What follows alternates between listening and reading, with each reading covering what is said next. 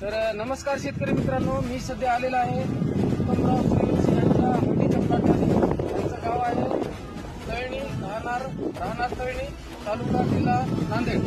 तर शेतकरी मित्रांना विचारू आपण, तिरंगा जैविक कृषी केंद्रावरची औषध वापरल्याच्या नंतर तुम्हाला काय वाटले?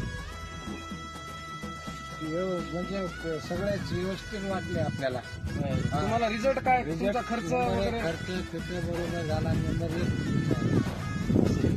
होय, बघा शेतकरी मित्रांनो, आता एकदम कंबरला हळद आहे आणि एकदम कमी खर्चामध्ये आपल्या समोर प्लॉट आहे. तर तुम्ही प्रत्यक्ष शेतकऱ्याला माहितीचा विचार घेत आहे तरी चांगल्या पद्धतीने बघा, पानाची साईज किंवा काळोखी फुटव्याची संख्या वाढलेली आहे आणि टोटल प्लॉट एक लेवलमध्ये असा प्लॉट आपल्याला दिसत आहे.